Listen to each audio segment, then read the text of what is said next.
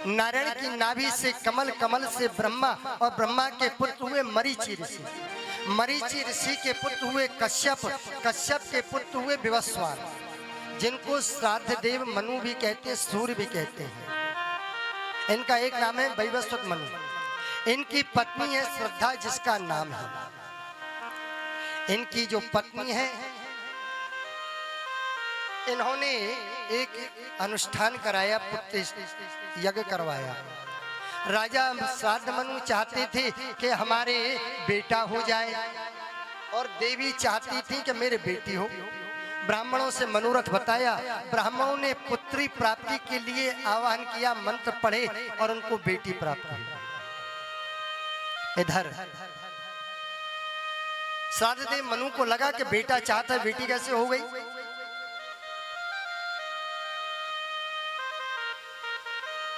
गुरु वशिष्ठ से प्रार्थना की कि प्रभु आप हमें पुत्र की प्राप्ति कराएं। वशिष्ठ मुनि ने अपने तपबल से उस जो इला नाम की कन्या थी उसको पुरुष बना दिया। पहले जब ये कथाएं होती थी, लोगों को विश्वास नहीं होता था कि जेंडर चेंज हो जाता है। ये प्रमाण है यहाँ, ये जो आज क्रियाएं हो रही, आजकल जो है जेंडर बदल जाते हैं ना, यही क्रिया पहले भी होती थी, लेकिन आज लोग विश्वास करते हैं। भागवत के तृतीय स्कंद में कथा आती है कर्दम देवहूति की।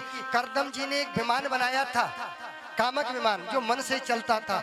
उसमें देवहूति के साथ विहार किया था कई वर्षों से, और उसी को देख करके वैज्ञानिकों ने हवाई जहाज बनाया।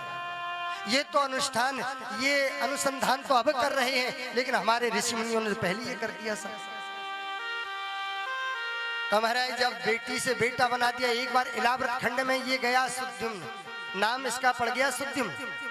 इलाव्रत खंड में गया, तब वो इलाव्रत जो खंड है वो भगवान शिव का स्थान है। वहां पर पुरुषों का प्रवेश नहीं है, केवल स्त्रियां प्रवेश कर सकती हैं। अब स्त्रियां प्रवेश करती हैं। जैसे ही वहां पर ये और इनके सैनिक गए, घोड़ा गए, ये सब जो है स्त्री लिंग में परिवर्तित हो गई। अब शर्म के मारे नहीं आए, बहुत समय बाद वहां से लौट के आए, तो ये सुद्युम्न जो है स्त्री बन गए पुनः। तुम्हारा ये महलों में रहे, राजकाज नहीं करें। अब ब्रह्मा जी का तप किया, पूजा पाठ की, तब जाकर के वशिष्ठ मुनि ने इनको 1 महीने लड़का और 1 महीने लड़की बनने का सौभाग्य प्रभु कृपा से प्राप्त हुआ। ऐसे राजा को प्राप्त करके ये जो है प्रजा दुखी हुई, तो ये जंगल में गए, तब इनको वहां पुरुरवा की प्राप्ति हुई। पुरुरवा से संबंध हुआ, वो नहीं बुध से इनका संसर्ग हुआ, और चंद्रमा नाम का बेटा। इधर मनु जी महाराज बड़े दुखी हुए, शारदेव मनु, तो इन्होंने फिर 10 पुत्र उत्पन्न किए, जिनमें प्रसिद्ध पुत्र थे। इन्हीं में एक पुत्र हुए सरियाती। ये जो सरियाती हैं, इनकी एक कन्या है जिसका नाम है सुकन्या। एक बार सरियाती राजा अपनी बेटी के साथ च्यवन मुनि के आश्रम पे गए, और च्यवन मुनि के आश्रम पर गए तो वो तप में बैठे थे महाराज। उनके शरीर पर मिट्टी की बामियां बन गई, और बामियां जैसे ही बनी, उसमें से इनकी नेत्रों की जो पुतली थी वो चमक रही थी। अनजान में सुकन्या ने कांटा लिया, उसमें चुभोया, आंखों से रक्त बहने लगा, ये अंधे हो गए। जितने आश्रम में लोग थे राजा के, सबका मलमूत्र बंद हो गया। बामी से मिट्टी हटाई जहां से रक्त की धारा बह रही थी। देखा च्यवन मुनि, कोप से डर गए। सरियाती ने प्रणाम किया और अपनी बेटी सुकन्या को उनको पत्नी रूप में प्रदान किया। च्यवन ऋषि ने अश्विनी कुमारों का आह्वान किया। अश्विनी कुमार पधारे, बोले मैं कहिए महाराज क्या क्या है। बोले हमें जवान बना दो, हमें दृष्टि मिल जाए, क्योंकि अभी अभी हमारा विवाह हुआ है। बोले देवता हमें भाग नहीं देते, बोले भाग दिलाने की गारंटी हमारी।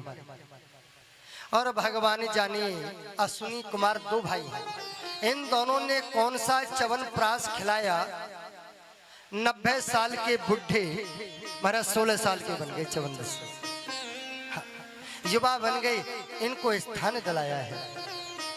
इन्हीं सरियाती के आगे चलकर के वंश में एक पुत्र हुआ रैवत, जो समुद्र के अंदर अपनी पुरी बना के रहते थे। ये जो रैवत थे, रैवत के पुत्र हुए कुकुदमी। कुकुदमी रेवती कन्या स्वामादाय विभुगतः। इस कुकुदमी की एक पुत्री थी जिसका नाम था रेवती, और वह कन्या बलराम जी के साथ ब्याही गई। बलराम जी से उनका विवाह हुआ।